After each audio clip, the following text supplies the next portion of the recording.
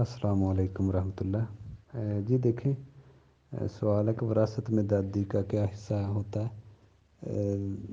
دیکھیں، جب بھی کسی کا انتقال ہو تو اس کے یہ اوپر والے جو وارث ہیں ان کو دیکھا جائے۔ اکثر ہم دیکھتے ہیں بڑا بھی جو ہمارے ذہنوں میں آتے ہیں وہ بیٹی بیٹا ہی مرنے والے کے آتے ہیں۔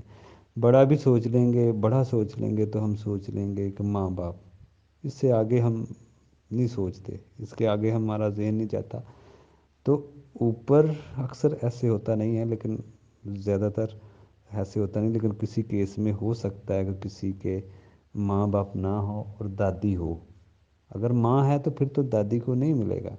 جیسے سنن ابو داؤد کی حدیث ہے، تو عمر کے دور میں جب یہ مسئلہ آیا دادی کا، تو انہوں نے 1/6 کہا کہ دادی کے لیے 1/6، اور اللہ کے نبی نے نانی اور دادی کا ایک ہی مقرر کیا ہے، 1/6 دونوں کا۔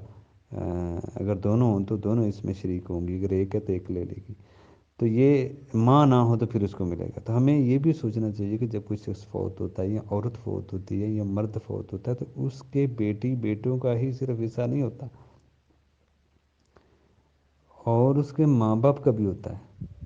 ماں باپ نہیں ہے، ماں باپ نہیں ہے تو اوپر والی جو وارث ہیں ان کو بھی ہمیں ذہن میں رکھنا چاہیے کہ ان کا بھی حصہ ہوتا ہے۔ اگر ان کو حصہ نہیں دیں گے تو ان کا حصہ کھانے والی بات آ جائے گی، کسی کا حق کھانے والی بات ہے۔ تو دادی اور نانی کا بھی وراثت میں حصہ ہے مرنے والے کی۔ اکثر ہم لوگ سمجھتے ہیں کہ یہ اب انہوں نے کیا کرنا ہے مال، اب ان کی عمر دیکھیں، ان کو زیادہ ضرورت ہو سکتی ہے، اللہ نے رکھا ہے تو کوئی وجہ ہے تو رکھا ہے نا۔ وہ انہوں نے بیمار زیادہ ہونا ہے جوانوں کی نسبت سے، ان کو زیادہ ضرورت ہے مال کی۔ تو یہ اللہ ہی بہتر جانتا ہے کس کو ضرورت ہے کس کو نہیں۔ ہمیں یہ سوچنا چاہیے بس اللہ نے حصہ رکھ دیا ہے، ہمیں بس کسی نہ کسی شکل میں دینا ہے۔ اب یہ نہیں ہے کہ مال کو بندہ تقسیم ہی نہ کرے، چھیڑے ہی نہ مال کو، کہ جب مال کو چھیڑیں گے تو سب وارث آ جائیں گے اپنا حصہ لینے، تو اسی طرح اس کو پڑا رہنے دو۔ یہ بھی غلط ہے کہ ہم اگر اس کو تقسیم کریں گے، پیسے بیچیں گے، پیسے آئیں گے تو سب وارثیں اپنا حصہ مانگنا شروع کر دیں گے۔ تو یہ ایک دنیاوی سوچ ہو سکتی ہے، شیطانی سوچ ہو سکتی ہے کہ کسی کو حصہ نہ دیا جائے۔ اسلامی سوچ نہیں ہے۔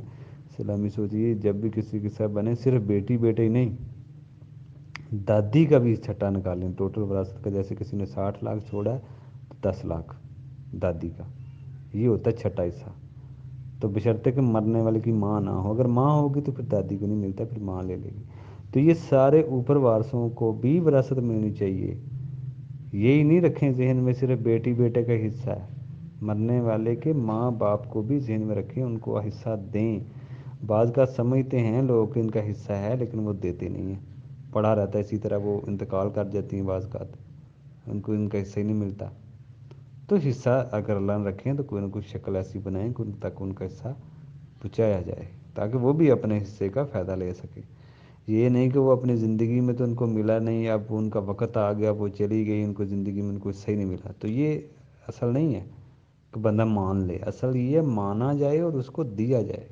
السلام علیکم۔